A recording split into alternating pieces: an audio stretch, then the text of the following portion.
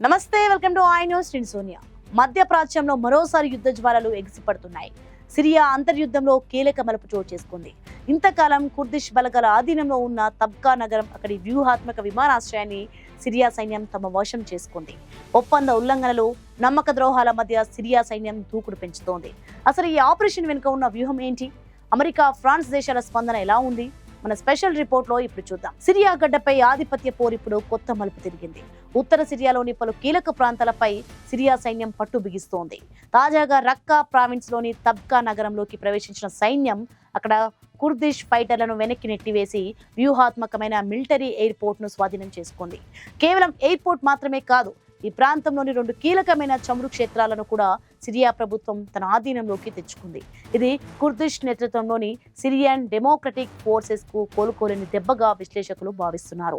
అయితే ఈ పరిణామాలపై ఎస్డిఎఫ్ తీవ్ర ఆగ్రహం వ్యక్తం చేస్తోంది. సిరియా ప్రభుత్వం తమను వెన్నుపోటు పొడిచిందని, కుదిరిన శాంతి ఒప్పందాలను దారుణంగా ఉల్లంఘించిందని ఆరోపిస్తోంది.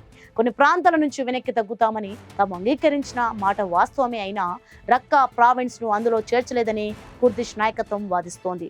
ఈ ఘర్షణల నేపథ్యంలో అలప్పో, తబ్కా మధ్య దాడులను వెంటనే ఆపాలని America military central command Syria సైన్యాన్ని కోరింది. మరోవైపు పరిస్థితులను చల్లబరిచేందుకు సిరియా అధ్యక్షుడు అహ్మద్ అల్ షార్ ఒక అనూహ్య నిర్ణయం తీసుకున్నారు. కుర్దిష్ భాషను జాతీయ భాషగా గుర్తిస్తూ విప్లవాత్మకమైన డిగ్రీని జారీ చేశారు. 1946 తర్వాత కుర్దిష్ హక్కులకు అధికారిక గుర్తింపు లభించడం ఇదే తొలిసారి. సుమారు 20% మంది కుర్దీలకు పౌరసత్వం కల్పించడం ద్వారా వారిని ప్రసన్నం చేసుకోవాలని ప్రభుత్వం చూస్తోంది. కానీ కుర్దిష్ నాయకత్వం మాత్రం ఈ చర్యలు తమ ఆశయాలను నెరవేర్చడానికి ఏ మాత్రం సరిపోవని, ఇది కేవలం ఒక చిన్న అడుగు మాత్రమేనని తేల్చెప్పింది. ఫ్రాన్స్ అధ్యక్షుడు ఇమ్మాన్యుయేల్ మాక్రాన్ కూడా ఈ సంక్షోభంపై స్పందించారు. ఇరాకీ, కుర్దిస్తాన్ నేతలతో ఫోన్లో మాట్లాడిన ఆయన తక్షణమే కాల్పుల విరమణ పాటించాలని పిలుపునిచ్చారు. అమెరికా మద్దతున్న కుర్దీలు ఒకవైపు, రష్యా అండ ఉన్న సిరియా సైన్యం మరోవైపు.